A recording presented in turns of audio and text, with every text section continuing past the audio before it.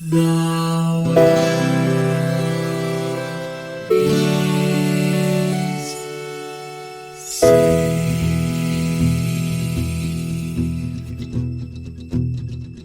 The living room's dark, save for light being cast from the big TV screen and the imminent sunrise that's teasing the one starry sky with whispers of morning. Hey, George. Hey, Lions. How's it going? It's going good. I'm glad to see that you have your blue shell of all languages, because otherwise we wouldn't be able to understand each other. And so we need that magical blue shell so that we speak the same language.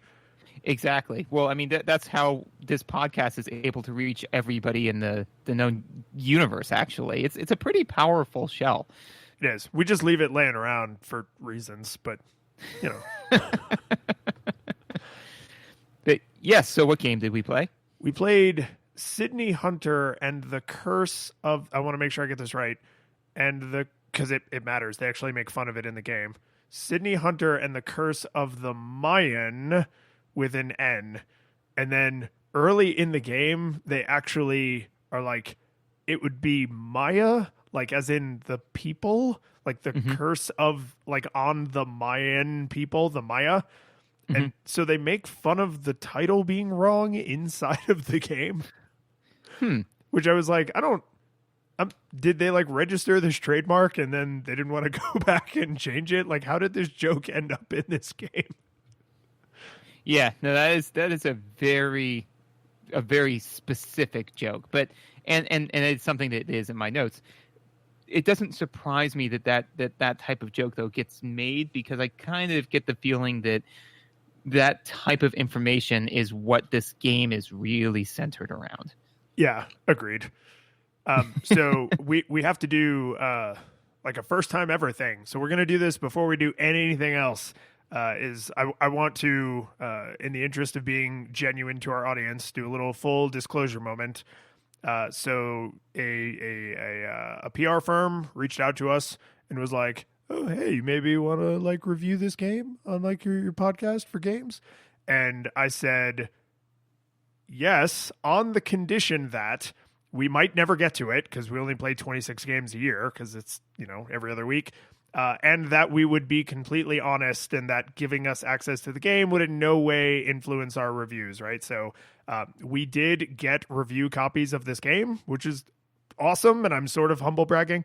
But I just felt like it was important to me that I was clear about that, because I would hate for anyone to be like, oh, well, your whole review was biased by the fact that you got review copies. We actually didn't even accept the review copies until they agreed to that in writing, that we could maybe not even review it at all, even if they gave us the review copies. So there's my legal disclosure. I'm sure the lawyer YouTube channel would say that this totally counts.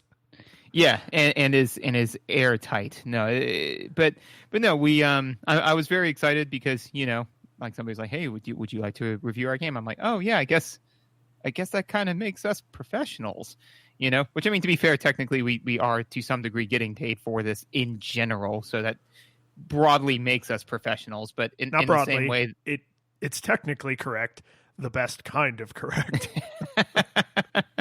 I mean, Not to be pejorative of what we do here, because I really love what we do, and mostly I'm doing it for the payment of people leaving comments and reviews and watching Twitch stream. Which, please do all those things, huh? See, I hit it all. Good job. But I would say that we are getting paid for our podcasting in a similar way that an artist who does cappuccino art is getting paid for his art by people purchasing the cappuccino. Yeah, but I mean, I was able to quit my day job and just focus on this full time months ago. I just decided not to tell George, oh, hey. Why? Why wouldn't you tell me? So I wanted to, I'm going to do the little fun facts about this. So this game just came out in September 12th of this year, 2019. But I couldn't help, for two reasons, do like a tiny bit of, let's say, backstory. I'm not going to call it research, because that was really careful of you. Yeah. Because two things happened. One, the nature of how this was brought to my attention. I was like, oh, I need to like poke at this a little, right? And the team that made this game, they're like a really small team. They spent, I think, like 5 years working on this game, because what they actually do, like what that company did before they made this game, is they made games actually for legacy hardware. So like a game you could put in a real Super Nintendo or a real Nintendo and it would actually play on that hardware. So not just a nostalgia game where they're like, oh, we're going to restrict ourselves to the limitations of the media. Like they were actually literally restricted. So this was their first game on modern consoles like Switch and Steam and stuff, but they were still trying to go with like that, kind of nostalgia vibe. So I think like that's just exciting to me that there's still weirdos out there who make new games that you can put into a real Super Nintendo or Genesis or whatever. Like I'm glad to live in a world with weird hobbyists like that. Like they will probably never make $1 billion in an industry like that, but just please keep being weirdos who like the cappuccino guy, right? He's never going to be a millionaire, but I get a little thrill of delight when somehow my photograph is on top of a cappuccino. Like it's just, we need weird arts people in the world. Agreed. And actually this is going to be very philosophical and tangential, but bear with me. But I think that kind of speaks to, like a developing society, right? Is that, I was marveling to somebody recently, and as any of our listeners know, like neither of us are huge sports fans, right? Yay, sports. Come on, sports harder, sports. Sports. But no, I mean, and nothing against people who like sports. It's just not my bag, and it is a very mainstream bag. So I mean, I definitely recognize that we/Gaia are in the minority.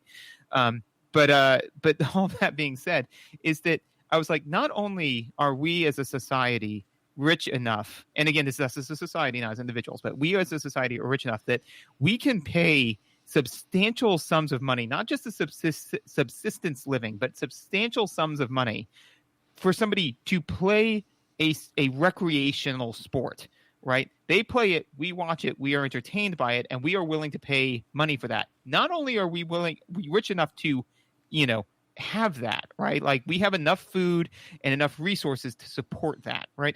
We have enough to support people who all they do is talk about it, right? Yes. Like meta industries, pundits, right? Commentators. Yeah, exactly. Us. Yeah. Yeah, exactly. Us, right? So it all comes back, right? So with all that being said, is that, the fact that we are rich enough as a society for where people are like, well, what's your hobby? Well, it's not making chairs because I have to make chairs in order to fund, because chairs have to get made. It's, like, what do you do? It's like, I do something that is 90% just for me and 10% because some people enjoy doing it. And I really think that's that is, and again, this is, I don't want to get into all of the broad spectrum politics of like how unbalanced all of this is. Yeah. But that being said, just I don't want to get a whole bunch of ads of like, oh, white privilege, whatever. Like I get it, But that being said, is that I think that these are stepping stones in the right directions to where people can actually say like, yeah, I have this weird hobby, mostly for me, but it does bring a little bit of joy to the world, and that's a good thing. Yeah, that's the Star Trek future, right? Once you're post economy, then everybody just does what they love, and it's wonderful. Yeah. The one other sort of justification of backstory is I did the social media thing, and I was like, oh, hey, Twitter, I'm going to stream this game right now. You should come watch me on Twitch. And I mentioned the producer of the game, or I guess developer and producer. They do it all. CollectorVision Games. And then I was playing for like, I don't know, 10 or 15 minutes, and the project lead for the game came in and was like, oh, hey, this is my game. And then sat there and talked to me about it and watched me play it for like 90 minutes or a couple hours. So I actually saved that entire session and left it on my Twitch. So there will be a link for that in the show notes. It's not, I mean, I'll be upfront. It's not like, oh my God, a developer is really in there. But it was just like a really cool moment for me to be like, oh, I'm not only playing this game, but somebody who directly worked on the game from a very small team, so somebody who was like deeply involved in producing the game, is like watching me. And then I was like, yeah, this is when the review's going to come out, and I am going to have to tell myself not to be self-conscious about the fact that you're probably going to listen to it, right? So like it, you know, when we've played games from ages ago, or even like the NEWstalgia games we've played, like I'm more or less confident that those developers are not just sitting around listening to us. They should be. They absolutely should be. But I don't Everyone should be. Yes, totally. But I don't think that a lot of them are, because they probably have like families and stupid crap. So the fact that this guy took some time away from whatever other thing was going on to like dip in a little and like talk directly to a player, I was like, oh, this is pretty cool. And again, not humble bragging, just full on bragging at this point. because no one is as humble as I am. Exactly. Now we can actually start talking about the game. All right, so let's get into it, man. Visuals. What'd you think? So the visuals in this are all great in isolation. And this was a weird realization for me, because there was something from right when you're first in like exploring the temple, because the temple's like your hub world, like how you get to the different levels. I had this weird feeling, and I couldn't quite put my finger on it. And then there's a statue in the background, and that was the thing that was the glass shattering moment, where I was like, oh, there are several different art styles in this, because all of the sudden they have the ability to do that. So if you're developing for the Nintendo or the Super Nintendo or the Genesis or the Atari 2600 or whatever, like there is a very real limit to how much you can mix and match things like resolution, because you just didn't have a lot of wiggle room. But when you're developing something that's supposed to look classic, but you're playing it on modern hardware, you can mix and match resolutions, and it is weird to the eye. So like the main character like doesn't have a black outline. I would say he's either actually a 16 by 16 sprite, or he's supposed to look like a 16 by 16 sprite. So he's like doubled up, and then that's fine. But then there's other things that are obviously a higher resolution than that, like this one statue in the background of this one room, where I was like, no, like the pixels on that are smaller than the pixels on this other thing. And it's actually because one pixel in another place is like 80 pixels, or well, it would have to be an order of 2. So it's 128 pixels, right? But it's like supposed to still be as if it was done with a single dot. And when you mix and match those resolutions on the same screen at the same time, it creates this sort of weird cognitive dissonance. And once I realized that's what was happening, I just sort of got over it. But I can imagine someone who never realizes that that's happening always feeling like, why does part of the screen look blurry? Or why does part of the screen look sharper? Or why does something feel different or out of place? And it's this mix and matched resolution. Well, more likely is, and this is something that we've touched on before, is that a lot of the times with things like this, and it is so difficult to do right, because like I said, I very briefly dabbled in some pixel art myself, and placing a single pixel out of place turns it from like an elegant, Metroid, or an elegant X-Buster into like this horribly misshapen, Cronenberg, right? Yeah. This one pixel is all it takes, right? So this I think would be an example of something where when it is done well, it does not raise your cognitive dissonance, and when it's a miss, it does, And so if you've got a trained eye, you can kind of pick out what's going on, in the same way that if occasionally somebody or if somebody is using like slant rhymes in poetry, right? It doesn't sound right. And anybody can kind of tell you that it doesn't sound right. Somebody who is an expert or knowledgeable in the area could be like, oh, well, because they are using slant rhymes. So the consonant lead in, the consonants are the same at the end. However, the vowel sound is different. So that's why it sounds like it's almost rhyming, but it doesn't really. And this causes that same kind of thing where, it's very difficult to get. But if it's not done perfectly, then it definitely raises your almost dis-ease, with the visual style. And I mean, the the heartbreaking part, I guess, or the bummer is each of the artifacts. Like if you took each tile or each sprite or each, backdrop or whatever, and you isolated them, you would say like, oh yeah, this looks fine. This is like, I see the era in history that this pixel art is trying to emulate. Like I totally get it. But then because some of them are this, what I'm going to call different resolution, right? Because some of them seem to have more pixels than others. When you have them all in front of you at the same time, that's where the dissonance comes in.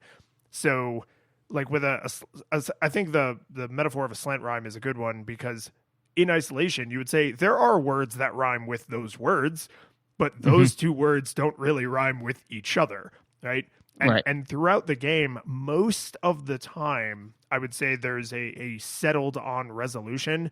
And then there were just a couple places where they were like, oh, we want this statue, this background, this thing to be more detailed. And so they threw additional pixels at it. And then your brain just kind of goes like, close. Like, yeah, that's a nice word, but it doesn't quite rhyme with the word that came before it, right? And the reason I say like it's almost a little tragic is because I didn't see anything that I was like, oh, that's terrible. Oh no, like this is ugly as sin, right? It's just combined. There's sometimes that kind of like visual dissonance. So you almost are like a little like Icarus situation, right? Like you were saying, you get a little, you flew a little too close to the sun there, and that's the tragedy. Fortunately, once I realized that's what was happening, I tried to kind of like keep a rough tally in the back of my head, like how often it happened, and it's not very often. It's just when it happens, I was like, there it is, right? But this is I'm talking throughout the whole game like a dozen times or less. One of the things that kind of hit for me was, some of the visual cues I got, bitten by, and that joke will make more sense here in a second. But not all the visual cues were as clean or as clear as I would normally like to see. One of the forefronts is the snakes, right? So the first... There are snakes in the grass, literally, with the figurative meaning of that. Yes. So, there's snakes in the grass. That's fine. The snakes are green. The grass is if not the exact shade, it's really close enough to the point where I literally at one point said, why did I just get damaged by this bush? Oh, wait, there's a snake there, And so, that's fine if they're trying to like blunt your forward momentum, if they're trying to say like, oh, well, you should be like kind of, walking around scared and checking every bush, So for example, like Castlevania, and even Castlevania didn't do stuff like that, right? But to me, the aesthetic behind this overall is not really that of horror, right? Like you are in an ancient Mayan temple, and it could very easily be that. But all the animation is very like kind of, more even like the main character has like that huge goofy nose and the goofy hat. Oh yeah, and, it's very cartoony. It's the Looney Tunes version of Indiana Jones. It's all meant to be in good fun. Exactly. So since that to me, that aesthetic clashes with things like this. So and so therefore I don't know whether or not it was intentional, but having green snakes against the green background makes them incredibly difficult to see. So then I would occasionally get popped by a snake and be like, it didn't feel fair, especially if you've only got 3 tags until you're dead and you're knocked back to the most recent save point, right? Losing a single hit point can be hugely problematic. And I mean, I know you can get more hearts later. You can upgrade and all that sort of stuff, but still. So that was a sticking point for me. Another place where I saw a similar visual issue was with the blocks that give out, right? Oh, like that crumble away. Yeah. Right. Because blocks of that type, sometimes they crumble away and sometimes they do not. You get like, if I had to guess, I'd say it's like 8 frames of confirmation before it gives way on you. So you step, you have 10 blocks in a row that all look identical. You cannot tell which ones are going to crumble. And then when you step on it, it continues to support your weight, but immediately looks all cracked and, falling apart. And then it gives way, and then you fall to your death, right? So you do get a warning, but it is not much. It's more like but in the Latin alphabet, Jehovah starts with an I. J, Exactly. right? It's a lot more like that. It is, and actually, that was the exact thought because again, it's Indiana Jones, it's cartoon Indiana Jones, right? So I was trying to reconcile, the fact that I'm sure that's what we're going for, right? What they're going for, but to me, again, it clashes with the cartoony aesthetic of if you've got things that like are laying in wait to try to get you, that kind of clashes with what they're selling you as what you're getting into, so. In Indiana Jones, which definitely I would not call that a lighthearted comedy, I mean, it's an adventure flick. Like it's always supposed to feel like, how will our hero get out of this one? But you never actually. I mean, he never even loses his hat. Like it's going into it that he's going to come out in the end, but it's the thrill of seeing how he pulls it together. Well, it's definitely because I think it is actively based on like Buck Rogers, and George Lucas is not known for his original ideas. Well, unfortunately, when he does have original ideas, those are the ones that he is now very much known for. He's not famous for them. He's infamous for his original ideas. He's famous for his non-original ideas and infamous for his original ideas. That's right.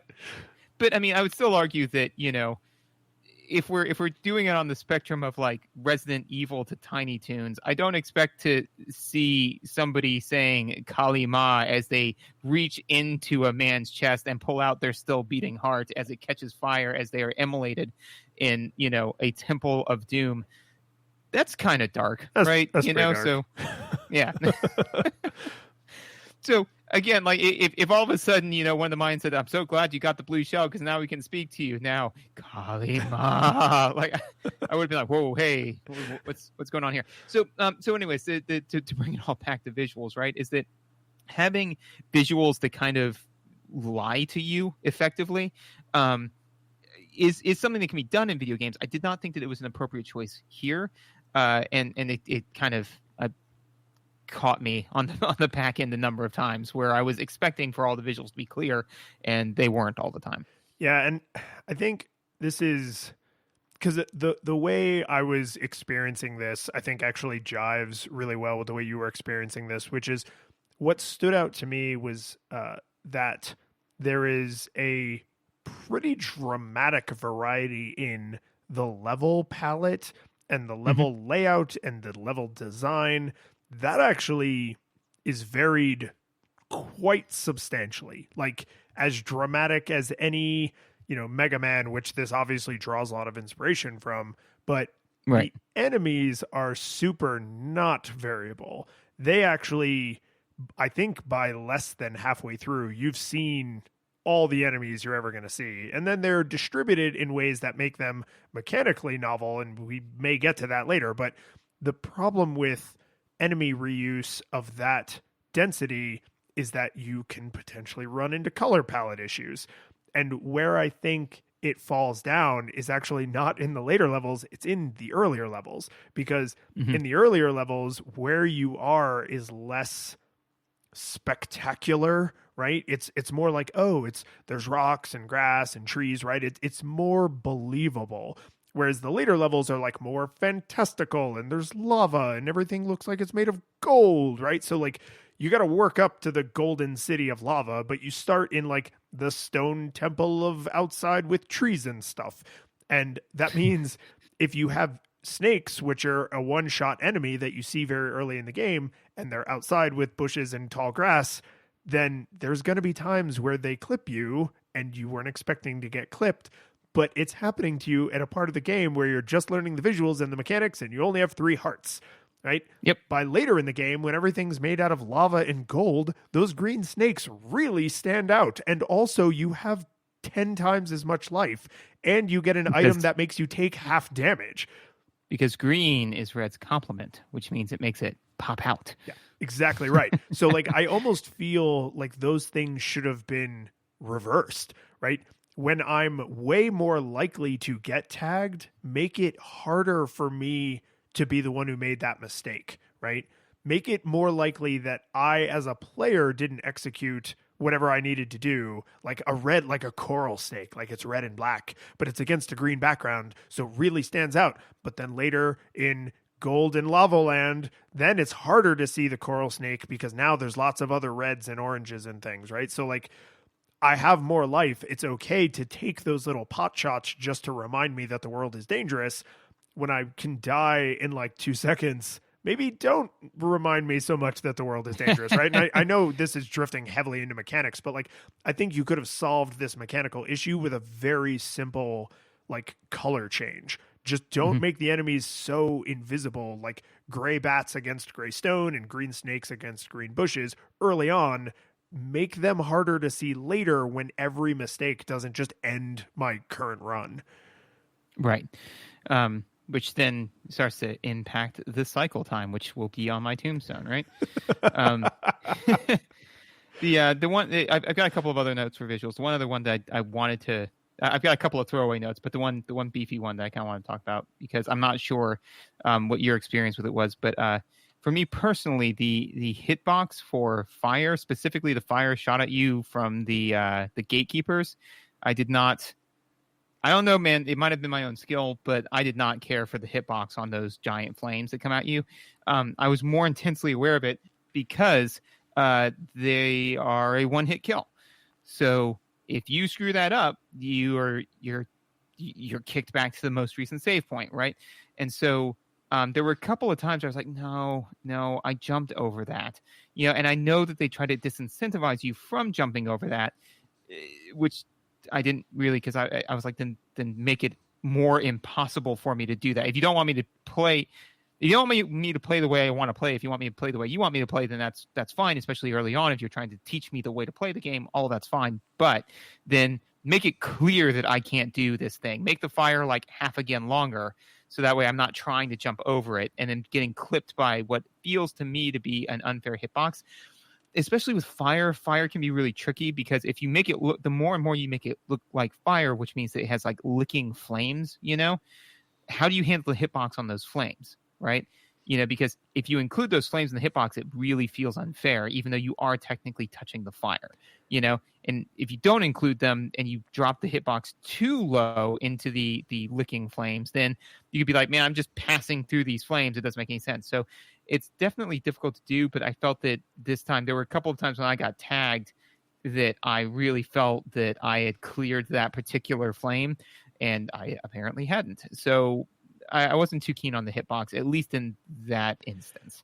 So I will say that I noticed that as well. I swore my way through that first fight with the Guardian door because I was like, oh, you're supposed to jump over the flames so that you can like murder him faster. Yeah. And I think that is the exact thing they're trying to communicate to you, because there are like 2 stones you can stand on that are floating that will let you stay out of the range of the flame.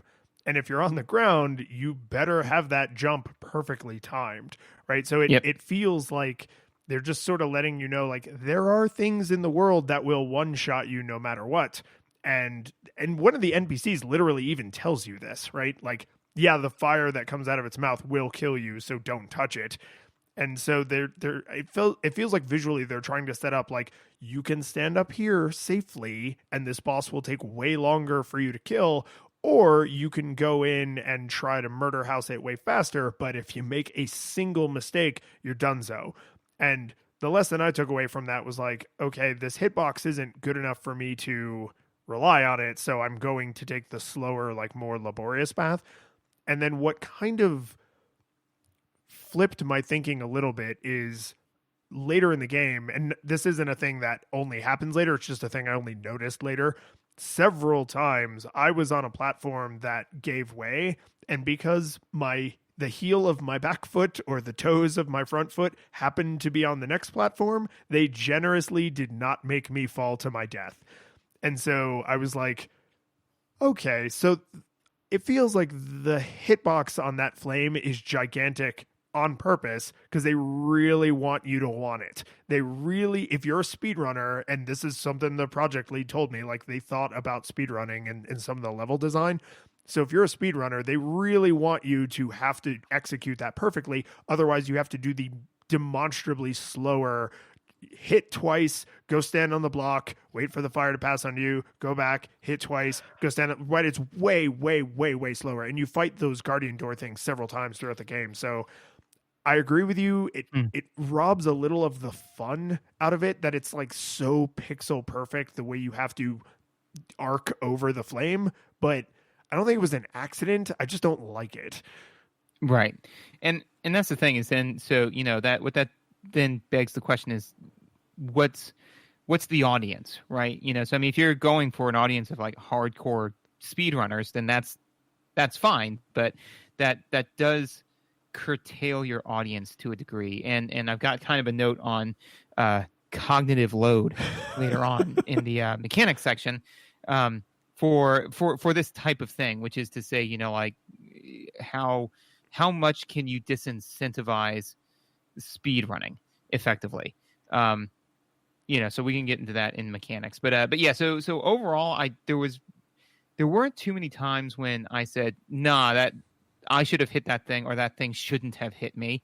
So overall, I felt the hitbox was pretty decent. I did feel that on the things that one hit kill you was, in my opinion, where the hitbox was a little shakier, and those two things clashed pretty hard for me, because I was like, well, if it's one hit killing me, it should be really generous on the hitbox, you know? Like if I get tagged by a snake accidentally, I'm like, whatever. But if I have to, you know, slog through a minute and a half of gameplay in order to get to the mid boss, which again we'll get to in mechanics, but if I've got to do all that, and then I'm like, okay, I made this jump. No, apparently I didn't make it. That becomes it rises my frustration level slightly. Well, and it forces you to accept, like, do I want to be this super patient player, right? And for a lot of people, the answer is no. They're like, no, I can see. Oh my God, are we still talking about this? Everybody knows that patience is my biggest virtue. Move on. Yeah, exactly. So two things that I want to, one I already kind of said, but like I was actually really happy with the level appearance and like its kind of general design and layout, because they're not linear, right? Their Mega Man levels are very linear. These are more like modern Castlevania, kind of like sprawling levels where you sometimes you backtrack, sometimes you go over there, sometimes you have to go up and left and then back to the center and then up and right. So there's a little bit more like variety. Metroidvania. Metroidvania-esque. Yeah, you know, you get keys and the keys open the doors, right? And so there's a little bit more in like how you explore the world, which I enjoyed.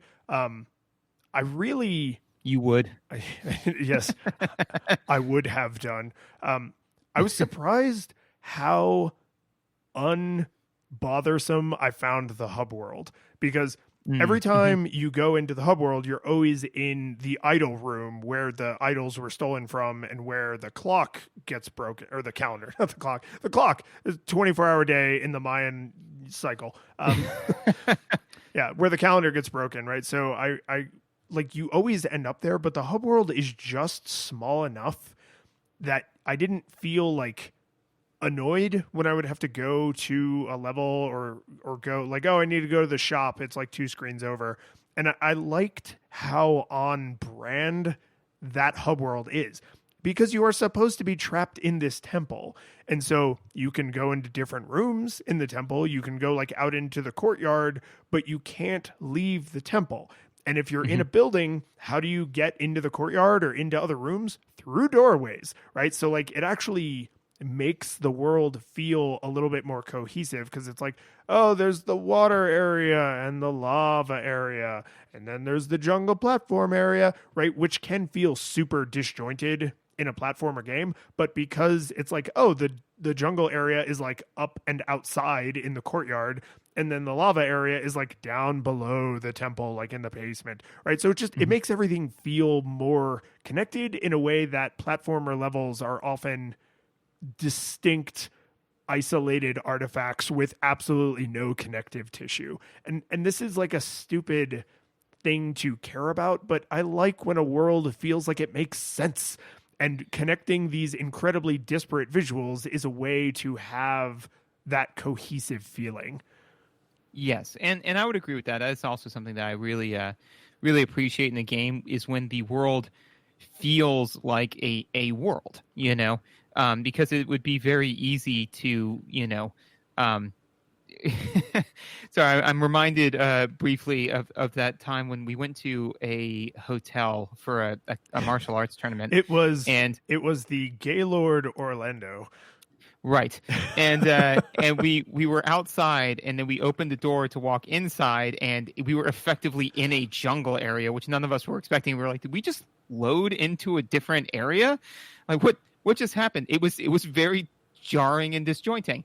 And while the Gaylord went way out of their way to generate that beautiful indoor-outdoor effect, in video games it's super easy to do it by accident and poorly, right? Yeah. So, we're all of a sudden... every modern Final Fantasy where you can literally see the dividing line between ice crystal forest and oil ocean sand desert land. And it's like, yes, no, exactly. no, there should be more of a buffer between these things. Well, and also, too, I mean, the winds between those two areas would be like catastrophic, right? Because of the convection currents, between the hot and the cold. It would be I mean, the nice thing though is if you put wind turbines there, it would power everything that you would ever need. Yeah. But so side story, the like Tinkerbell like universe, yep. like hers. Oh, I'm so glad because I wanted to bring this up. Yes. Please continue. Right. So like Pixie Hollow is like a forest. And then there's like the seasons like live on like the north, south, east, west of Pixie Hollow. And, and one of the stories, I have children. Also, I love Disney, so I don't care what people think of the fact that I know all this. So, one of the seasons is winter, but it's attached to Pixie Hollow, which is kind of always in like late spring, early summer. It's just like beautiful all the time.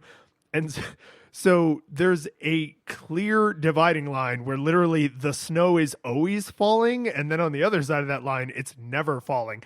But I can accept that because magic. I'm not saying it makes any damn sense, but like if you think of, like Sonic, right? Like every Sonic game, like each world or stage, each stage is completely 1,000% different from the stage before it and whatever stage comes after it with zero connective tissue, right? So either make your world entirely magic and then I'll just give up on the concept of physics altogether, or have a little bit of connective tissue. Give me the Mayan temple that separates the jungle from the lava. Right. And so as we were kind of discussing, like it's very easy to just kind of say like, okay, you're in the new stage. Here's the new hotness. But a world that kind of brings it all together, at least in some cohesive hub where, I mean, even a game that just says, the answer is don't think about it, Morty, like that's, which is basically what the magic is. It's like, it's magic, all right, but yeah, so no, I appreciated that as well. One of the other things that, just two minor throwaway things. One of them was, I liked the highlighting of the character to show which was talking in, the body text screens. In the little like discussions with NPCs. Yeah, I thought that was just kind of a nice, easy, elegant way to say like this person's speaking. Now this person's speaking. This is what this person's saying. Especially because they do throw a lot of text at you, which can become problematic depending on what the age range is that you're shooting for. Because luckily, I don't think that there are too many hard. Like you could play this game without being literate, but you wouldn't really get nearly as much out of it. No. So it does again curtail your audience a little bit, not severely, but anybody who's 5 or younger is not going to have the patience to go through those huge bodies of text. But that being said, is that when I was reading it, it was very easy for me to be like, oh, okay, this is the Maya talking to me, and this is now my reaction. So I really appreciated that, and also the way they tell you how little air you've got left. I've never seen that before, where it's just a number above you counting down. Like and it's not mapped to seconds, which makes it a little bit more tense because it's a high number. It starts at 15, but then it counts down rather quickly. Yeah, you're like 15, 14, 13. You're like, oh goodness. But it's really clear. It's really clean. I mean, like everybody. I mean, Teddy can't read. He can't read those bodies of text, but he can count to he counts weird. He arguably has counted to 100, but the speed at which he accomplished that feat makes me think that he kind of skipped over a few things. 1, 2, 98. Good job, because kiddo. because he was counting, which I mean, literally counting sheep is how you put some people to sleep, right? So I wasn't really paying attention. So he's like 1, 2, 3, and then I blacked out for some period of time, and then he was like 57, 58, 59. Dada, what comes next? I was like 60, and then I was like, wait, did he? Like, how long have I been driving? Where am I? And then he was like 98, 99, 100. What comes after 100? I'm like, what is happening? But anyways, all that being said, is that even that is something that somebody of his age, because he's 4, like they could recognize 15, 14, 13. It's like, yeah, as that number goes lower, like you were closer to death, and it is bright and colorful. It stands out, but I I preferred that to like the choices that Sonic made, which is just kind of like an intermittent doorbell followed by the sound that will haunt you until the day that you die. Yeah, and the number almost feels like a nod to Sonic. Like, hey, what if the number in Sonic had been useful instead of terror-inducing? Dun dun dun dun dun dun dun dun dun dun dun dun dun dun dun dun. Bye. Yeah. Lay down, try not to cry a lot. Cry a lot. I do need to call out the frame rate. I'm going to say issues because part of me wants to be really generous and be like, oh, they did this on purpose to give it a nostalgic feel. But then the consistency with which it happens under certain conditions, I was like, no, I think it's actually just struggling. So you played on the Switch. I played on my PC. I'm pretty confident my PC can handle this comfortably. So I don't think it's... I don't know, man. You're known for... to be fair, how would you know? IT is not your strong suit. It's really not. It's an embarrassment, if anything. But I feel like this is not my hardware struggling with the software, right? Because certain environments, like certain collections of enemies on the screen paired with certain weapons like the throwing spear, really just drag the frame rate down a lot. And it seems to duck a consistent amount. So it's like the frame rate never dipped to like 25, then 20, then 12, then 6, then pop back up to 18, then pop back up to 30. It actually feels like it's ducking almost a specific amount. Like the game engine is like, and it's going into like lower frame rate mode until it's done processing, and then it spikes back up, which I'm sure it's not quite that tight. But the reason it didn't feel like a hindrance and was just more of an annoyance is the last boss, there is so much happening on that screen. There's blocks that bamf in and out. There's his big shield. There's fire. He's huge. Like, you're jumping around. There's crap flying all over the place. Like, there's just a lot of stuff on the screen.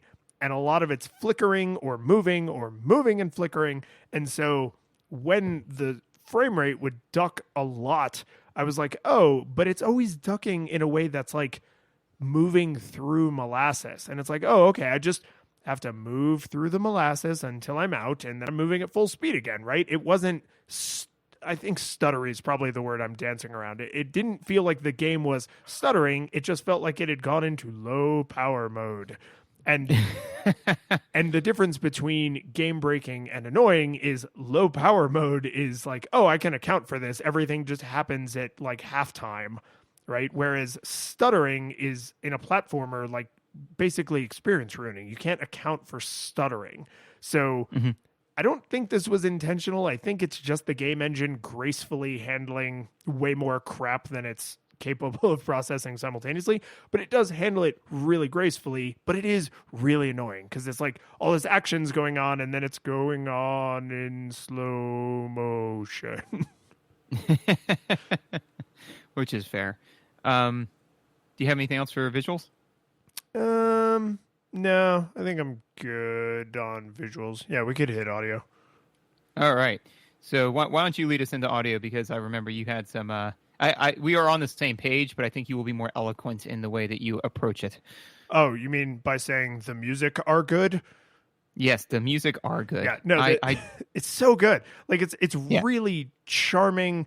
My only tiny complaint, and this is, I don't actually care about this. This is just a thing I noticed, and I put it in my notes, which is very, very little of this music is what I would think of as being like South American, Mayan, tribal drums, right? Whatever stereotypes you may think of as a European or an American, whatever that music actually sounded like, I don't really know, but very little of this music made me think, oh, this is on theme for a jungle Mayan adventure, right?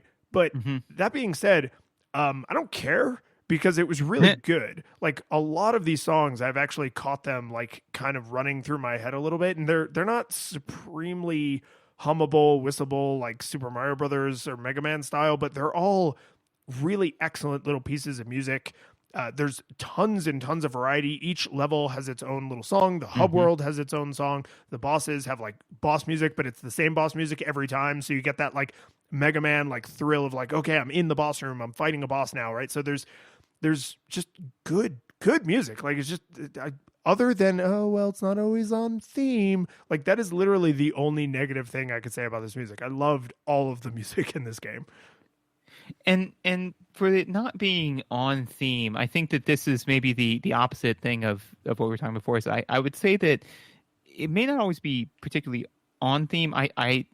And this is something that we'll have to broach later. But you know, I am not an expert in Mayan culture, not even close. I am just learning this now. Yeah, no, I mean, I know that you thought I got my doctorate in, early Central South American. South, you see? Yeah, see, what you're right? really trying to do is see if I know, but I know that both of us know, so I'll just leave it up as an exercise for the listener. Yes, obviously. I mean, if we can't spoon feed you everything, but all this is true. But anyways, so I couldn't tell you whether or not this was, particularly on theme. However, I don't feel that it was ever off theme, Yeah, it doesn't feel like techno futuristic cyberpunk.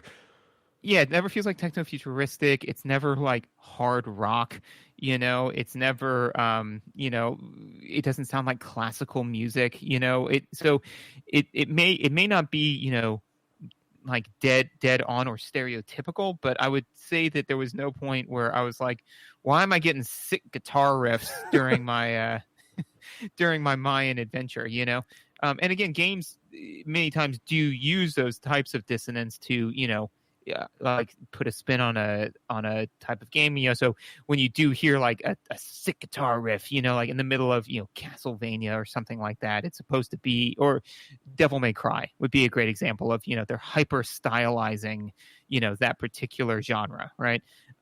So no, I think that this game there was never a point where I was like, ooh, this doesn't make sense. So in the same way that the visuals with the pixel art kind of occasionally made you go, this feels wrong, this never did that to me. Like the music never felt wrong. Yeah, and I think as I'm chugging on this in my brain, I believe there's a difference between like culturally, thematically appropriate, and then like the theme of what you're supposed to be feeling and experiencing as the player or as the viewer, right? So this is a lighthearted, sort of cartoony adventure world that's Indiana Jonesy, right? And draws from a lot of video game history.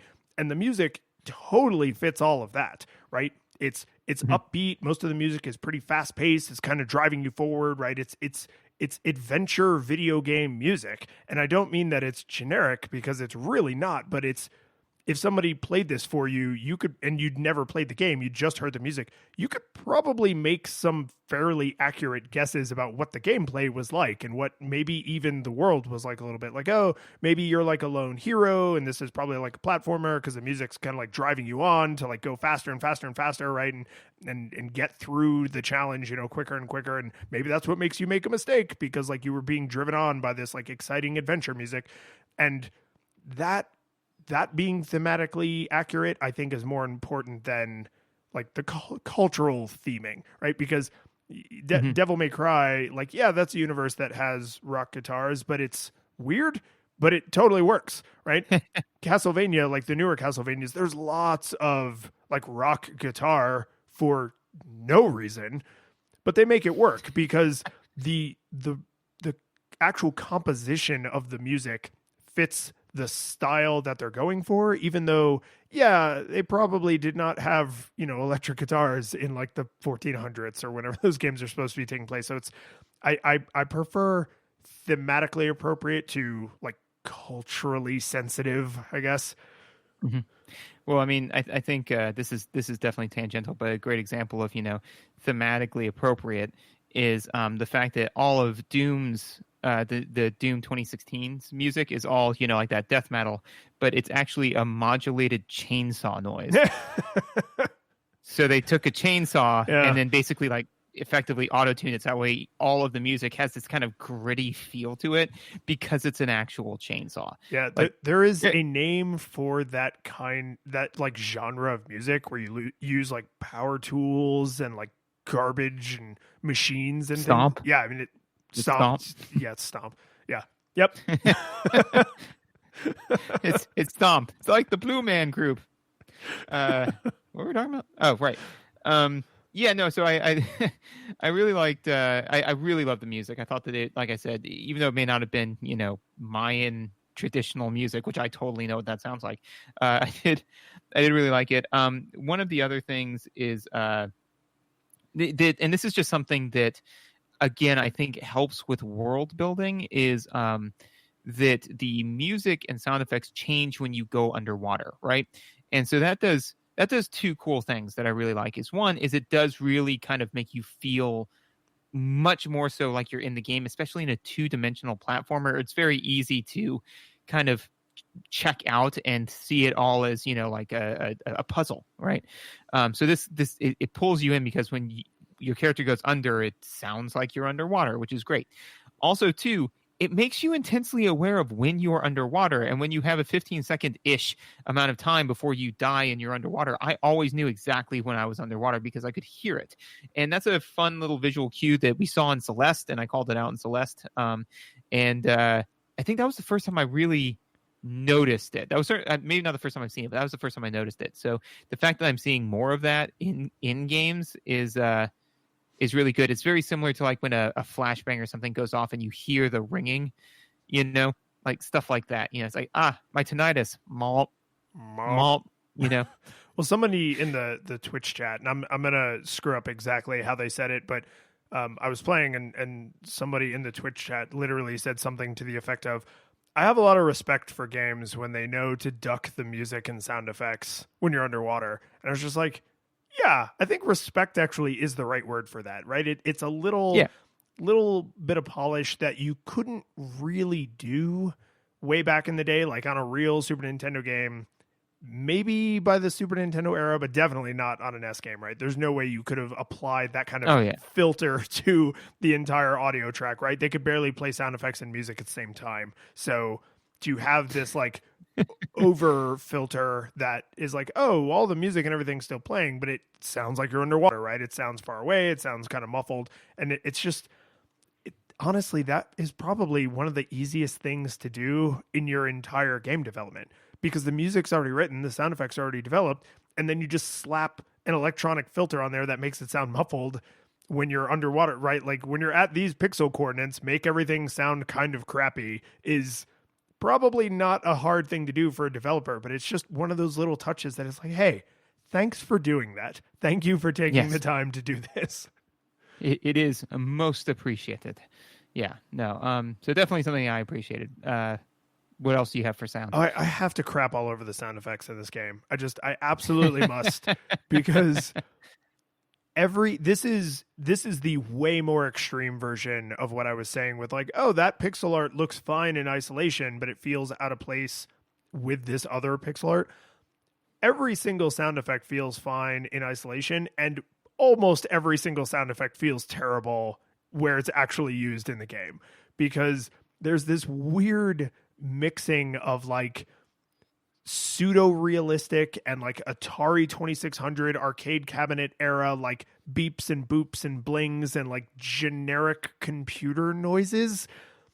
So like when you hit some stuff, it makes this kind of like wood blocky noise, and then other things make like a scratchy electronic noise, and it almost never fits with the visual. Like there's very few sound effects that I was like, oh, that is definitely supposed to be stone cracking or a whip cracking or an animal like having its death throes and being like arg as it dies. Like almost every single sound effect is just a weird, we needed an audio cue for this, so here is the NES palette or Atari 2600 palette of sound effects we chose from, or we designed from scratch to emulate those sound effects.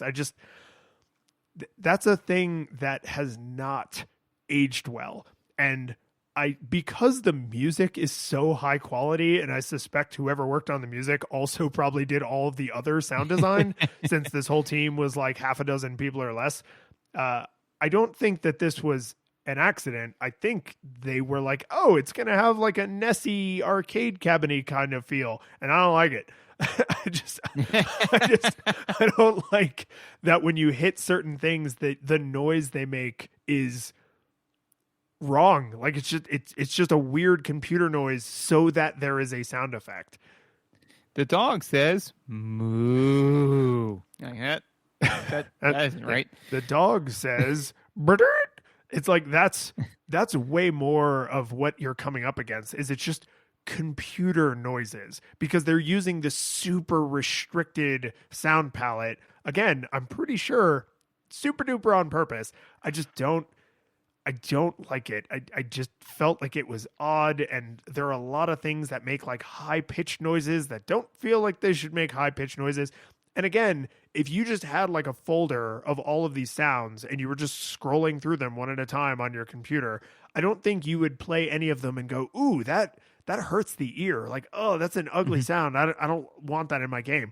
They all sound fine. They're just, I didn't like the way they were deployed, I guess. Just not good. Bothered me all the way up to the end of the game. Like from first boot up to beating the final boss, I was just like, ugh, these sounds. From cradle to grave, which is interesting. Again, this is a quick side note, but because we use the phrase cradle to grave, quite regularly, which is fine. But at one point I said, like, yep, when I'm putting Lizzie down for a nap, it can sometimes be troubling from cradle to grave. And I suddenly realized that, yeah. So for our audio listeners, which is, all of you, my eyebrows just damn near popped off my forehead. Yeah, no, it was one of those things where it gets at me. You get used to saying that to me from beginning to end, from cradle to grave, and it works 95% of the time. But if you're referring to any activity you're doing with your child, do not use from cradle to grave. Well, especially when you literally mean putting her in her cradle, right? Like you found maybe the worst combination of circumstances to utilize that particular phraseology. Yeah, but that being said, is because I would agree with you that that a lot of the sound effects do not sound like they belong where they are. But to your point is, like on a scale of 1 to 10, 10 being nailed it and a 1 being a complete pooch screw. I would say that this isn't on the necessarily on the lower ends, because as you said, none of the sound effects are offensive. I mean, and that is something that even modern day devs mess up. I was playing Civilization 6 recently, and there is a unit called the Vatu or something like that, where it's an Indian unit that's an elephant, right? It's an elephant, Indian unit, makes sense. And all of the units make these like super normal, realistic, like clashing noises when they fight, and the elephant makes an elephant noise, except that it's 10 times louder than anything else in the game.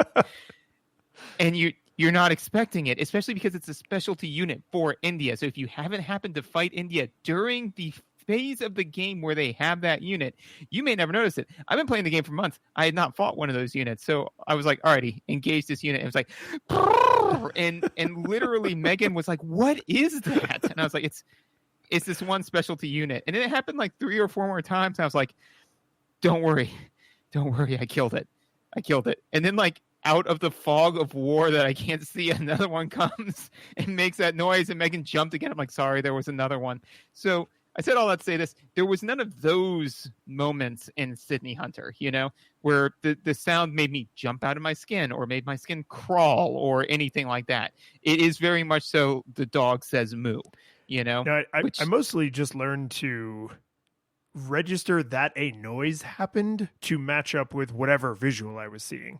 So like if I'm trying to hit an enemy that takes multiple hits, the noise that it makes when you hit it may not make any damn sense, but I just used the fact that there was a noise as confirmation that a thing happened.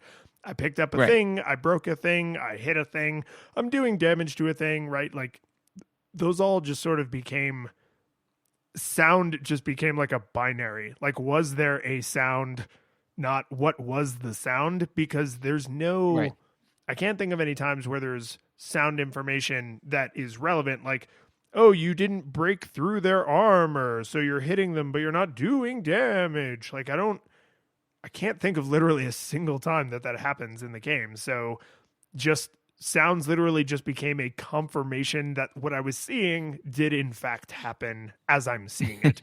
And that's it's it's not like I don't hate it, but I nothing it. Like the sound effects just became like the worst kind of window dressing, where I was like, yeah, I'm not even thinking about sound effects anymore. And what makes it so shocking is to just juxtapose that to the music, which I was actively seeking out. Like when I had to backtrack through some levels to talk about, collecting skulls, which I'm sure we're going to get to soon.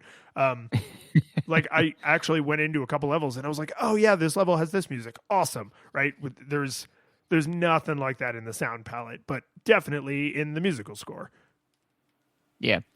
Do you have anything else for sound? Cause yeah, no, that was probably a pretty good segue to talk about the yeah, talk about the mechanics.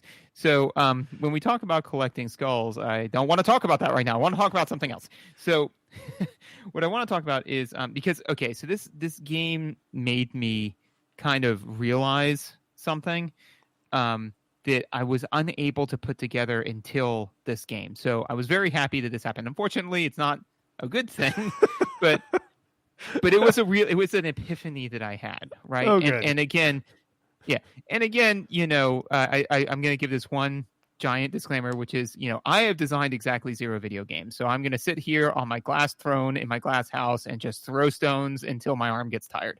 So all of that being said, I got to talk about cycle time, right? So because should we just rename this whole section of the show? We should. It's just then we talk about the cycle time, then we talk about. But no, so there are save points. A lot of games use save points. That's fine. However, a lot of the times where the save points are is relatively far away from the thing that's likely to kill you. The one that, and also too, because it is a save point, it loads the game as it was when you saved, which is again a distinct choice. So any skulls that you collected between when you hit the save point and when you died, you have to go recollect. And some of them are a pain. And some of them aren't even a pain. Some of them are just time consuming. It's just far away, or it's through a room that you can't traverse quickly because there's fire or whatever. Exactly. So, and the wait times is kind of its own little thing, right?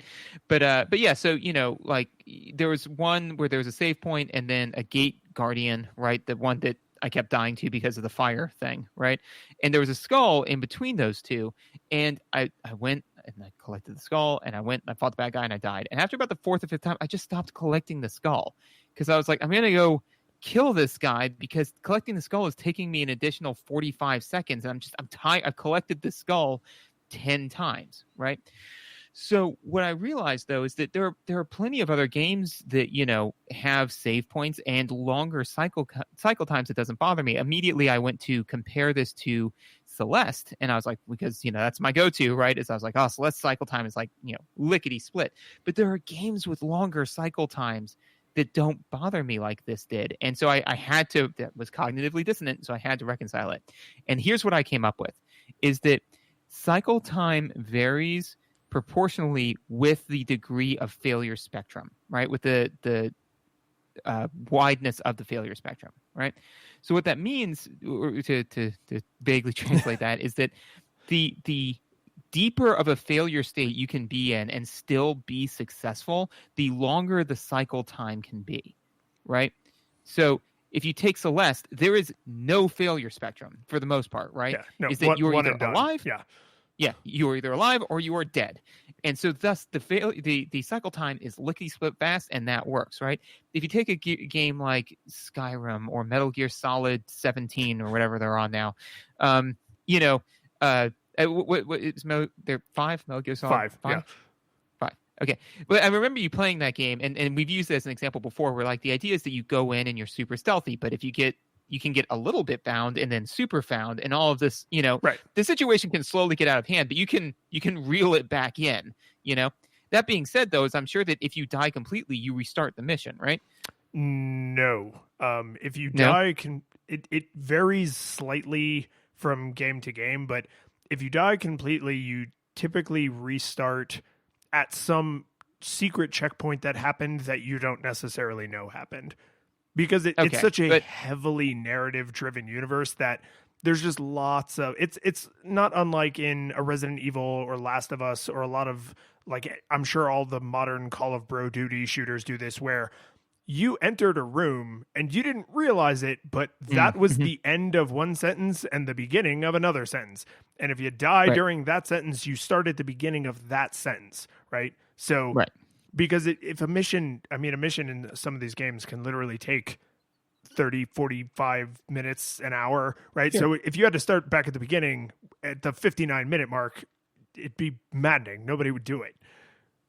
Right. So, so even that has a threshold to the degree to which you could do it. But again, I'm sure it's not it doesn't set you back 30 seconds like it does, or 10 seconds like it does in Celeste. No, right? It'd be a matter of minutes.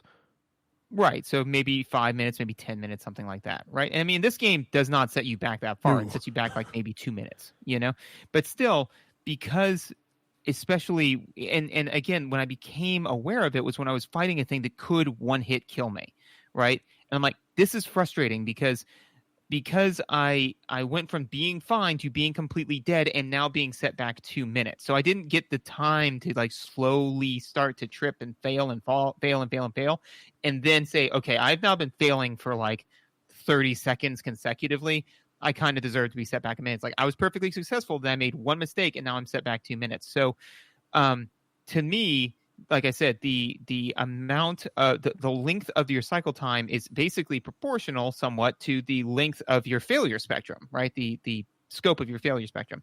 And this game, I do not feel always hit that perfectly, right? Which is to say that there were times when, because there's a lot of times when you take hits, and I do feel that there was a failure spectrum because you can get 4, 5, 10 hit points, and all this sort of stuff. But in the beginning, when you have 3 hit points, right, that's still fine. But the fact that things can one hit kill you and set you back 2 minutes, that's frustrating, because it suddenly takes what you think is a failure spectrum and narrows it down to a single point and punch you back 2 minutes. So I have a rare opportunity to tell you that they in fact thought about this, and you just disagree with the conclusion they came to, which is totally fine, because I'm actually 100% with you on this. I don't like when I'm in a situation where my options are perfection or not perfection, when that is not kind of the stated expectation of the entire game, right? Mm-hmm. And the reason I know that this is something they thought about is because you always reload to a save spot unless you haven't touched what would you call those things? They're like little statues, idols. Yeah, I'd call them an idle. Yeah. Okay, so you reload to the little save idle unless you haven't touched one yet, in which case you reload to the beginning of the stage. And so this game, because it's a modern game emulating classic games, they can do things like rebalance the distribution of save points. And they did that because when they originally released the game, people were just kind of like, wow, these are like really few and far between. And the developers were kind of like, yeah, it's hard. It's a hard game. Like we meant for it to be hard. They're like, could it be slightly less hard? Because you don't have save spots are like you choose to save, like you walk in front of it and you press up, right? So you could, if you wanted to, just ignore them and have a user selectable difficulty in that way. Or you can be a giant coward, collect that skull, go back and save, and then go fight the boss so you never have to collect that skull again, right? Which I caught myself doing a couple times. But there's this one level, literally only one level in the game that has a single save spot at the halfway mark. And I know that because I happened to be playing when the developer happened to be watching, and I have like one hit left, and I'm just like screen after screen. I'm just like, where the hell is the save spot? Because, oh, by the way, this game has no map, right? Sprawling levels, no idea which direction you have to go in. You just have to figure that out. And so, so I'm like getting more and more tense because I was like, I'm going to die and I'm going to have to start this entire level over. I really, really don't want to do that. And then he pops in the chat and he's like, oh yeah, we specifically designed this level to be difficult for the speedrunning community because this is the only level that can potentially set you way back. All the other levels, if you've been hitting all the save spots, it just sets you back a little. And I was just like, but I'm not a speedrunner. Like, I don't want to deal with this. And the save animation already takes so long, no self-respecting speedrunner would ever do it. So I was just like, I get what they're going for, but I'm landing completely on your side of this. Like, I just don't always like the way the cycle time pans out, but we are in a weird position as game critics where I can say for sure they thought about this and you and I just disagree with the conclusion they came to. Well, and that's interesting, because it's kind of like saying, hey, I joined this 5K because I want to get into shape and, be better than I was. And for all of these reasons, that's why I'm running this 5K. And it would be like the leaders of the people who brought the 5K together be like, that's cool. But during kilometers 3 and 4, you need to be running at a minimum of 15 kilometers per hour, period. Like those are the rules. We will literally kick you out of this run if you're not, because we want to encourage like world-class athletes to join, and it's like that, then that makes me not want to run the 5K at all, and maybe I, again, never developed the game, but there are plenty of speedrunners that speedrun games that don't have things that are specifically there, for speedrunners. Like and I mean, speedrunning is a relatively modern phenomenon because early competitive video gaming was, can you get the highest possible score? Like in Pac-Man, the highest possible score is literally breaking the game because the counter can no longer count numbers that big, right? So speedrunning is a more modern type of competitive video gaming that includes older video games because they're very predictable in a lot of ways, as well as newer video games that are specifically designed with that community in mind. That being said, I just need to really reiterate, the save animation takes a freaking eternity. There is no way that anyone who is trying to speedrun the game would ever stop and save, because the total, like the aggregate of all of those save animations would also ruin your run. Just like if you died and had to start the level over, that run would be ruined, right? Like your attempt at the record would be ruined. So to only have a single save in that level, because it's like, oh, we're trying to make this level difficult for someone who's trying to do the level quickly. And it's like, someone who's trying to do the level quickly would already have had to start the level over because they would not have been saving as they went through the level. So there could be a save spot every 10 feet and it wouldn't change anything because they would not be using them. It'd be like saying like we removed all the rest stops on this highway because we want long haul truckers to be able to make their times better, and it's like they're not stopping at the pit stops anyways. They're driving through them because they want to make their time. Yeah. So it's like I said, we're in a weird position where it's like, yeah, they definitely thought about it, and I definitely wish there had been some more friggin' save spots, or that in some cases not more but placed differently. And in the later levels, they seem to have gotten more squeamish about it, because in the later levels it felt like there was always a save spot right before the boss, like one screen away at most. But in most of the earlier levels, sometimes it's like 2, 3, 4 screens away, where you could definitely lose hearts or die on your way to fight the boss. And that's, again, feels like it's reversed, right? Like, shouldn't it be harder later? Well, and one of the other things that, while we're kind of talking about the save points, I want to touch on is that, so the save points are in an area where there are enemies, right? And that seems, kind of like a, whatever, right? But because activating the save spot makes you regain all of your health and saves the game, right? So it's not a checkpoint per se, it is a save, right? Totally.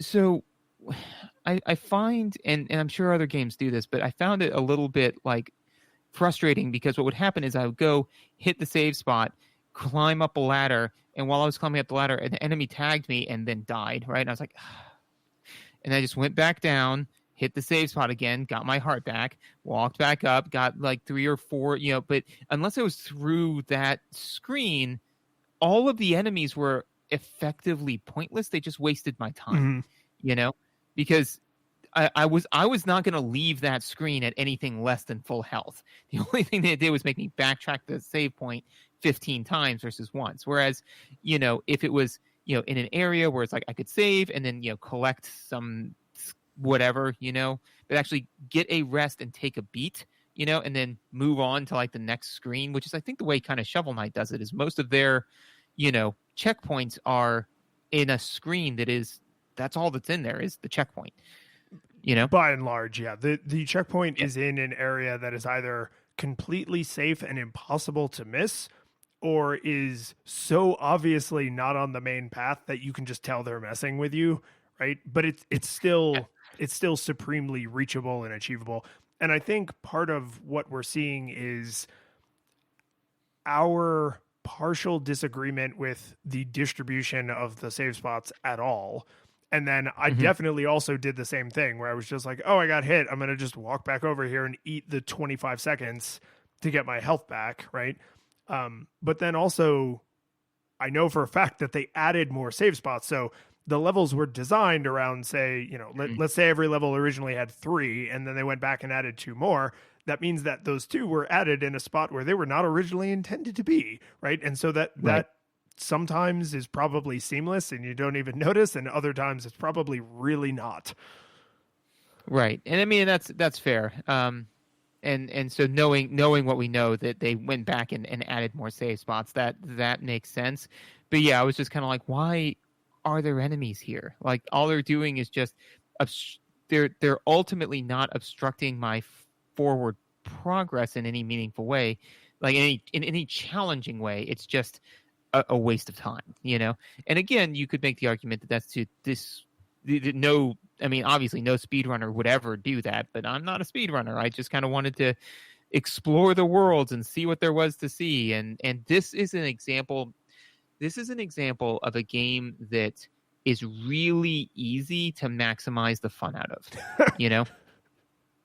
I mean, and again, not to say that the game's not fun, but I mean, it's like, what did you do when you got hit, in an area? If there was a safe spot nearby, you backtracked and you saved. Was that fun? No, that's not why you came here to play the game, but it's what you did because that's the best way to play, So, and again, players are aggressive about maximizing the fun out of a game. So it is very difficult to, I mean, like, really, really top tier AAA games have had, made mistakes to where, they're like, well, we want this to be gritty, in your face action. And it's like, well, it's not going to be that, because you have not dissuaded people from taking an hour to creep through every level, Yep. So this would be an example of where the fun can be maximized out of the game. Yeah. And this is the save to get my health back thing is a strategy I basically completely abandoned in the second half of the game, because once I had more hearts, I was like, oh, well, I can take a hit, right?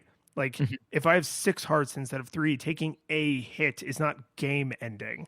And Right. then, like, in the very end game, when you get the thing that's like, oh, now you take half damage, I was like, well, now I'm just an asshole. Like, I would just go plowing through rooms of enemies because I was like, I will survive to the next save spot. So I don't even care if I'm taking damage, which is, I don't think you should be incentivized to be a reckless idiot, which I kind of was, because by that point I had a combination of avatar strength and player development where I was better at the game and my avatar had been powered up. So I was like, I can be a reckless idiot if I want to, right?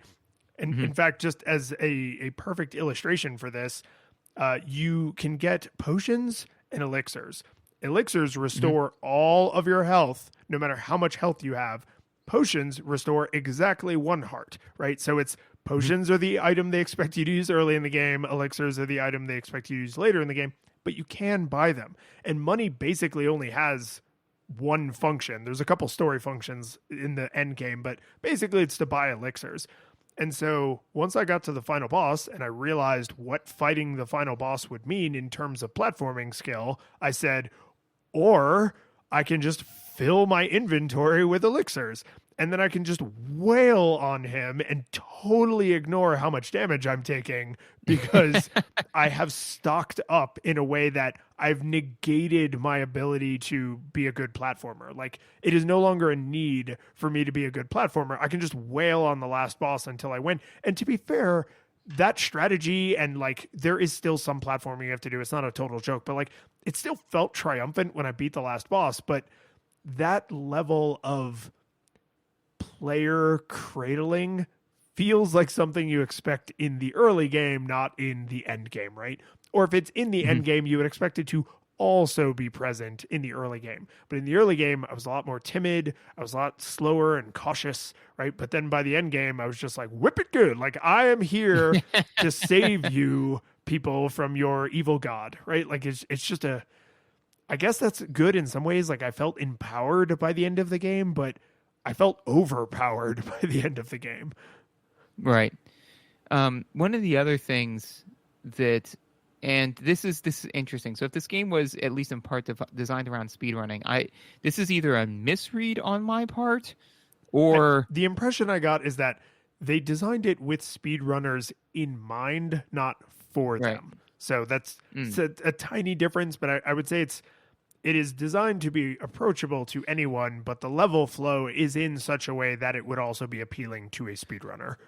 Right. And so that's what I'm saying. Is that, like, so especially in the beginning, there were a lot of places where I felt I was forced to wait, especially with like the disappearing and reappearing blocks, I would sit there, and you jump, and then you have to wait for a second for a block to appear, and then you jump. So, and I did try, because one of the things that I've noticed with a lot of modern video games is that if you're get the wicked fast reflexes and super cunning, then you can just you don't need to worry about timing. You just go. You can just go straight. If you go full on balls to the wall, you just go, you can navigate the level. It is navigable. It's just, are your reactions quick enough and correct, right? But there were a couple of times when, I was like, it doesn't matter how fast I am. Like, I have to jump, and now I have to wait for a second. Not a tremendous amount of time, but for a second. And then now I can begin to progress again. So that seemed odd to me. Pretty much anytime when I see forced waiting in a video game, especially if there's any sort of cycle time issues, then it's like, okay, well, that means that, in a 1 minute time period, I have to wait for 5 seconds. So that's approximately a 10% waste of time, right? And then if you iterate that 5 times, it's like, okay, it becomes kind of jarring. So I'm surprised if speedrunning was in mind that waiting would be baked into the process, which makes me feel that it may be a misread on mine, that there may have been a way to speedrun past these areas where I was waiting. but I couldn't intuit it when I was playing. Yeah, and I think that's the generous interpretation, right? The generous interpretation is there is a way to do this way faster without the waiting.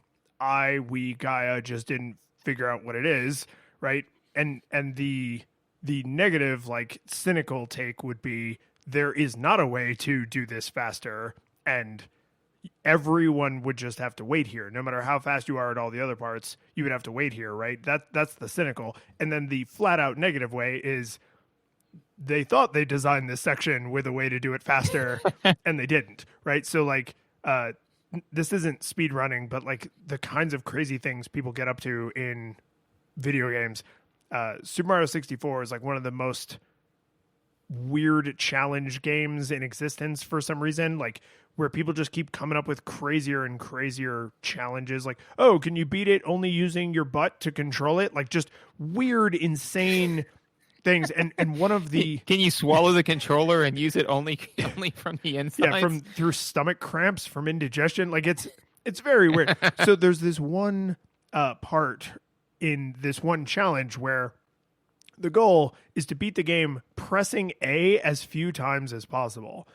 And so in, I think, the Wii re-release, like the virtual console on the Wii, there is this platform that like goes down and then goes up. But on the Nintendo 64, the math to make that happen was truncated in a different spot than it is on the Wii. And on the Wii, eventually that platform will rise all the way to the top of the screen, but it takes like 47 hours. So if you are willing, if what you're optimizing for is pressing A the fewest number of times, then you can just stand on this platform until it eventually rises you up to the top of this platforming challenge. And now you're up at the top, right? But that is obviously not what they meant for you to do. Like that is super duper obviously not what they meant for you to do. That is the community being clever and frankly weird. So when you know that the flow of a level was maybe not built for speedrunners, but built with them in mind, that sort of forces you into a box where you have to say either this part of the level was not designed as well as they meant to, or I didn't figure out what the trick is to, deftly glide my way through this platforming challenge. And so, I'm like, I don't have the answer to that, but there were definitely times where I was like, okay, I gotta wait. Okay. And then there were a handful of times where I was like, I bet if I run at just the right time, these like fire traps are timed such that I can make it through all of them. Right. But there were a lot more times where I caught myself doing exactly what you were doing, where I was just like, okay, I guess I got to wait. I don't have to wait that long. It's not that big of a deal. Yeah. But it literally halts your forward progress. Right. Which is, again, something that you don't really realize how spoiled you become on not having that until all of a sudden. And this is tangential, but a great example of why I outright refuse to play Mario Maker, because like I have just, I've become spoiled on the fact that if I, just wildly improvise enough that I can just run through a level at full speed and get through it, So if there is waiting baked into a level, it's it's like running full tilt into a sliding glass door, like, cause you're like, I've got it, bam, which definitely didn't happen to me when I was 11. So yeah, one thing though that I really want to make sure that we touch on is the Mayan theming. We've kind of touched on it in visuals and audio, but the thing is, from what I can tell with my doctorate in Mayan culture, all of the references appear to be accurate. So like they reference a number of different deities. Obviously the deities don't come to life and try to Mega Man you to death, right? But the references to like what their pantheon is, like what's in their divine portfolio, what divine salient abilities they would potentially have had they been given avatar form, right? All of that seems surprised you haven't called me on any of this yet. You look so delighted with yourself. I'm just like, I'm gonna let him just keep on having this. Really, really happy with what I've done so far today. But anyways, it's all of that seems accurate, which is good, because that means that, because at first I was like, I did do some legwork just to make sure that it was syncing up in any meaningful way. Because I was like, if they're just making up banana pants weird names and attributing it to Mayan culture, I will be actively agitated. But they're not. It's at least semi-real, which means that if I were to take a 7 to 13-year-old and put them down in front of this game, they would potentially walk away with some knowledge of Mayan culture, right? Like at least what a Mayan calendar is and looks like, that what some of the, that there's a Mayan god that, dealt with bees particularly, and the one that was like a sun god, things like that, which is, to me, a case for this game and games in general, because we were talking a while back about like Math Blaster, and saying how, oh, well, Math Blaster is frustrating because they're trying to beat you over the head with teaching you. If you wanted to teach somebody math, make them play D&D, because you have to know math. Or Kerbal Space Program. Say what? Kerbal Space Program. Are you having a stroke? No, it's like a rocket simulator with aliens. You need math. That's the point. Okay. I'm not familiar with that game, so when like completely straight face, you're like Kerbal Space Program. I'm like, do you smell smoke? Like what? I taste copper. No, this is true. But anyways, this is the type of tangential learning that I think that games can be good with, right? Which is to say that, it's not sitting there saying like, who was the Mayan sun god? Enter their name in order to move forward. And it's like, it's just like, no, you just, as you play the game, if you were to play this game a lot, you'd become very familiar with that. And then all of a sudden somebody'd say, oh yeah, Mayans had all sorts of gods. And you'd be like, oh yeah, did you know that they had a god that, was like that revolved around bees and honey? No, really? It's like, yeah, actually their name is, you would get it through tangential learning, which I think is something that not all games, certainly not all games do. I don't think necessarily enough games do. So many games spend so much time creating their own lore that it's like, we've got a whole wide world out there and there's some bananas stuff out there, right? So the fact that this game, instead of just creating all of its own lore, just said, no, we're going to take Mayan lore and again, hopefully, fingers crossed, treat it with respect. I thought that was a good thing. Yeah, I'm with you in, if you are going to touch on something that is a real culture in the real world, at least make an attempt to treat it with right. Because I mean, this game is very silly, but it feels like the entire world is silly. Not that they are saying Mayans or their gods or their culture or their anything is silly, right? This is just a Looney Tunes view of everything. And if you went to, Sydney Hunter and the quest to find a restaurant in New York, it would probably be like a really silly version of New York that would be like, hey, I'm walking here. I mean, I'm not, I'm up in an elevator, but I'm walking here.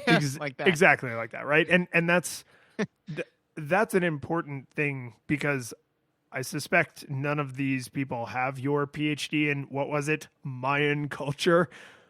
Yes.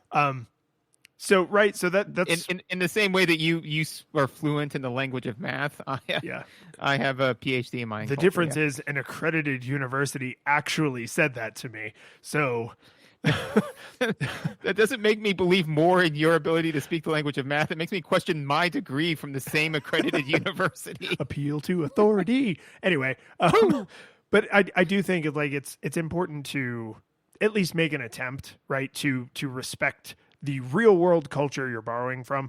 And they do seem to have generally made an attempt, like to use the real names and the correct spellings and just not completely phone it in, because that's when you easily slide into not nice things like bigotry and accidental racism and stuff. And so it's, if you're going to borrow from real culture, like, do that, because there's lots of good reasons to do it. But, think twice. And they seem to have, like I said, at least made an effort, which is a lot more than a lot of people seem to do in any part of their life. I want to give a quick mention to the collectathon nature of this game because of two coincidental things that happened. One, we just played Banjo-Kazooie as of this recording. We recently played and released the episode for Banjo-Kazooie, and that's a 3D collectathon. And I kind of had this thought. I was like, there aren't really a lot of 2D collectathons, are there? And then we just happened to be playing this game now. And I was like, oh, hey, a sort of collectathon, right? Because you have to collect skulls to unlock the later levels. But I realized this game isn't a collectathon in all of those mechanics because all the skulls are hidden. You've got to, or almost all of them are hidden, or they're like behind platforming challenges or whatever. So like they're difficult to collect. But it is thrown very much in your face from the word go that you have to collect them, that they are hidden, and exactly how many you need to finish the game. Because since the entire hub world is the temple and the entire temple is accessible to you from the word go, you can literally just walk to the hallway that has the last boss room in it and see, oh, the highest number of skulls I've seen over a door is 100. So there are either exactly 100, and I better not leave any on the floor, or there's roughly 100, and I can be picky, but I don't know how picky. And it turns out the margin of error is 8. 8 total skulls that you can miss? Yeah, there's 100 that you can get with 0 backtracking. And then if you do some backtracking, then you can get up to 8 like secret skulls. So it's not in that crucial detail. It is not a collectathon. That is just a gating mechanic to progress through the game. Whereas in like Super Mario 64, Super Mario Odyssey, I think this is also true of Sunshine, but I haven't played Sunshine in forever. Galaxy was the same way. There's a thing you have to collect, but the abundance of it relative to how much you need to progress forward is like 10x. If the abundance of the item you need is like 1x or 1.1x, then it's, to me, that makes it not a collectathon. So I'm sure a lot of people would be like, oh, you have to collect skulls to go forward. Collectathon, just like Banjo-Kazooie, just like Super Mario 64. And I would say no. The amount of thing you need to go forward relative to the amount there is available needs to be like 2, 3, 4, 5 times at a minimum for me to think of it as a collectathon. I don't know if that's like industry standard. I just made it industry standard, so I don't care. But if you need, like, I mean, because think of it if it was any other thing. If there were 5 locked doors and you had to find 5 keys to unlock all 5 doors, would you say, oh, it's a collectathon with keys? No, you would just say you need keys to get through the locked doors. If there were 5 locked doors and there were 1,000 keys, then yeah, it's a collectathon. Yeah, I mean, it's not a collectathon; it's to escape the room. No, I agree completely. Is that in order for a thing to be a collectathon, right? Like you said, is that there has to be you cannot inherently have to collect all of it in order to participate. For example, a CCG, which is a collectible card game, right? You don't have to have a copy of every card in order to play the game. That's the point, right? Is that you have to have a base level of cards in order to play the game, and then you get more cards, and that changes the way in which you experience the game. That's a collectathon, right? Is that as you collect more things, it changes the way you experience the game. It is not a requirement to experience the game. That is a gating mechanic, right? And so it is in my own personal opinion, a poor gating mechanic when the gate is the further away the gate is from the gating mechanic, right, the worse the gating mechanic is, right? So, like, for example, if they said, hey, you absolutely need to learn this skill. We're going to teach you this skill 10 minutes into the game, right? And then it's 3 hours into the game that you realize that you didn't learn that skill and you have to have it to progress. That's a poor gating mechanic, right? Any game developer would tell you so, right? So if you've got to collect, 100 notes or 30 skulls or whatever, and I see one and I say, I don't know if I have the skill level, I don't know if I have the patience or the time or whatever, I'm just going to skip that one. Like, I've collected the majority of them, so I should be fine. And then you find out, many hours later, potentially, that no, you absolutely had to collect that. Then it's a gating mechanic, and not necessarily a good one. yeah, I think that, and again, in Mario, absolutely 100% not the case. Like, you could collect what? I mean, how many stars do you need in order to beat that game? For Mario 64, like 80, something like that? Yeah, like 90? literally a quarter, I think, or half of the available stars. About half. Yeah. Yeah, And then somewhere around half to in beat the game. Odyssey, I think it literally is like 30% that you need to beat it versus what you need to like get the true ending. But here's two things about the collecting of crystal skulls that jumped out to me as I really started to grind on this. One is they tell you from literally the first level that you're going to need skulls, that they're hard to get, that they're all hidden, and here's how many you need to unlock each door.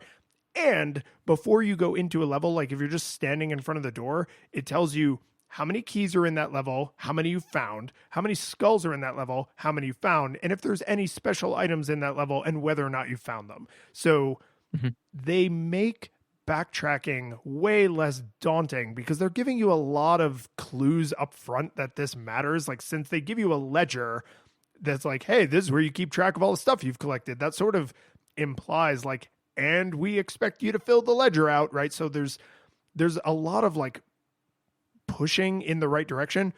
What I wish they had done, the one additional thing that this game or any game like this I think could do, as at about the 3/4 mark, so around the time where I'm probably going to have to start backtracking if I wasn't 100%ing every level as I went through, give me some kind of optional crystal skull locator that points me in the right direction in the level to where any remaining skulls are. You don't have to highlight it on the screen, but at least let me know if there's one hidden on the screen that I'm on, because that makes backtracking so much less arduous. And hey, I can ignore that if I want to, but if I've gotten to like right before the big climax of the story and it's like, okay, go back, right? I dealt with this exact thing in Banjo-Kazooie and I was super annoyed by it. Like, if I'm going to have to backtrack, that's fine. I like backtrackers. I actually don't mind backtracking.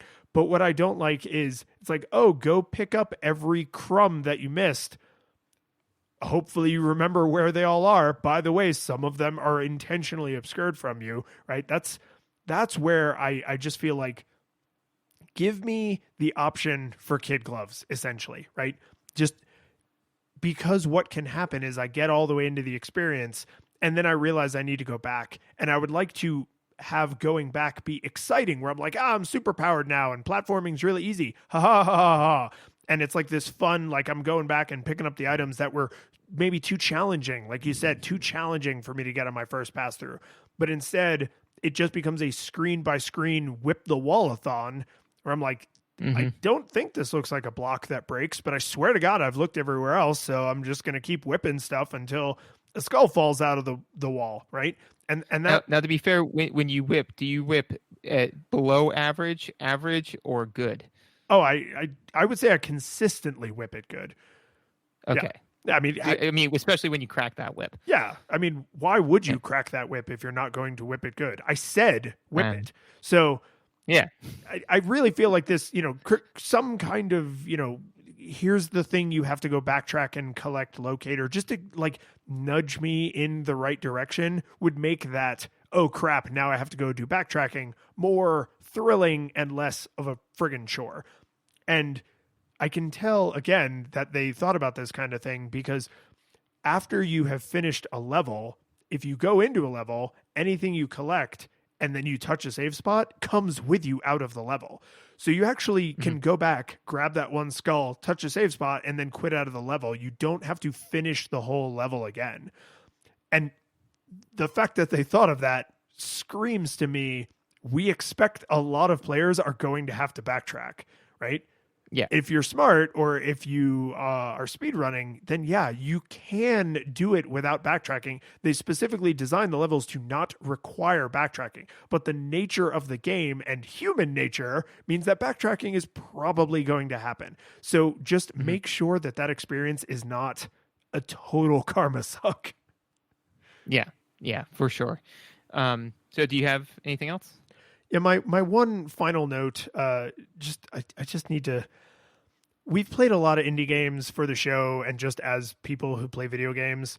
And I have critiqued before the indie humor that often makes its way into indie video games. And a lot of the humor in this isn't bad. It is groan worthy. There was just a lot of times where a joke would get made and I would just go, right? Like, because like a little part of me finds it funny. Like the part of me that's still, a 9-year-old or an 11-year-old is just like, yeah, okay. I see what you're going for there. Very funny, guys. But then there's just that other part of me that's like, does every indie game have to have this kind of like childish, irreverent humor? Like, what is it about it? It's like pixel art. Like, I love pixel art, so I don't mind that indie games tend to go to pixel art, but I don't always love sort of silly, childish, irreverent humor, and yet a lot of indie games also seem to think they have to have that. So I just, like, it's not bad. There isn't any humor in this that I was like, it's unpalatable, it's insensitive, it's off color or anything like that. But it was just a lot of like, oh God, right? Like it's your dad introducing the family to the waiter or waitress at a restaurant. Totally. It's like just groan worthy. Yeah, where it's just kind of like oh, hi, I'll be your server today. Oh, hi, Candace, we'll be your patrons today. And you're like, stop. Yeah. It's just a job, man. She wants you like gone as fast as humanly possible so she can put another person down in your place and churn through the tip. This is a production line and we are the product. Please stop. Yeah, no, perfect example. Not offensive, nothing that ruins the experience even, right? It's like that is the charm of it, is like it's a toony, silly, kind of groan humor. I just personally often find myself being like, why is every indie game groan humor? So, not a good thing or a bad thing. This is just my personal like, So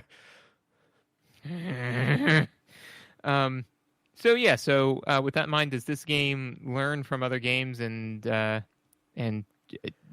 it hold up? So, yeah, did it learn from history? Did it learn from history? And I think phrasing that specifically matters, because what we didn't touch on and what we could probably do an entire, additional several episodes on is all of the things this is obviously cribbing from Castlevania and Zelda 2 and Mega Man and DuckTales and some other arcade games that I'd never even heard of. Like there's a bajillion places that this is obviously shamelessly copying from, right? This is an homage to those earlier games, right? In the way a lot of modern indie games are. And that is neither here nor there.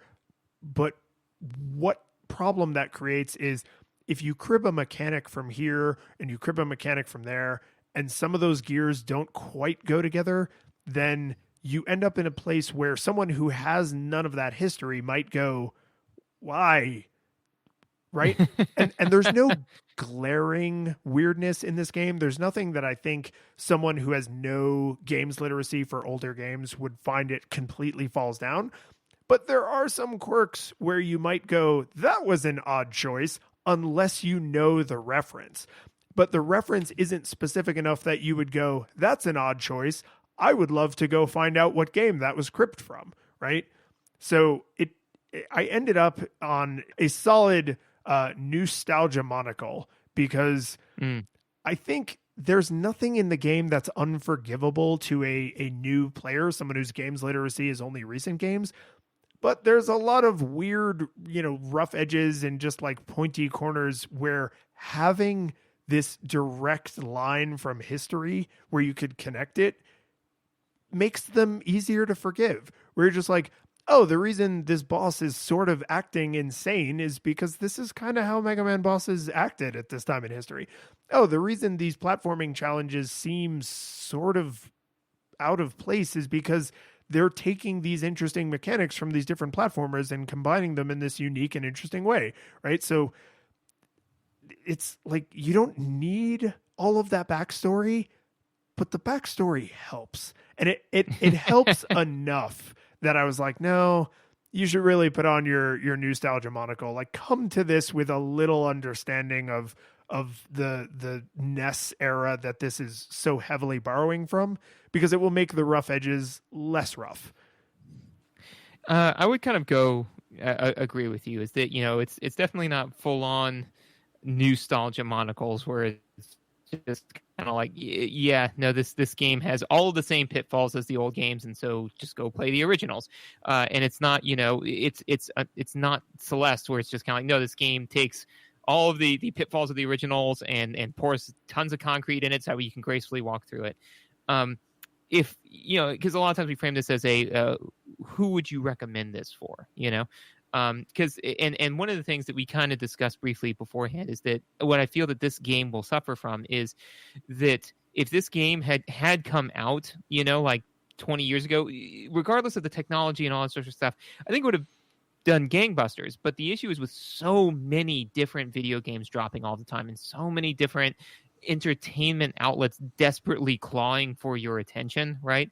Is that this one suffers from the fact that, it's not Celeste, right? So if one of my friends said, "Hey, what video game would you recommend for me?" I probably wouldn't recommend this one, not because it's bad. It's a fine game, but because the people that I'm talking to don't have infinite sums of time. So I'd be like, well, have you played Celeste? Have you played The Last of Us? Have you played like these top 5 games that like are my go-to recommendations? If the answer is no to any of those, then it's gonna be like, play one of those and then play these. Like these are my list. So this would land somewhere in the middle of my list to recommend.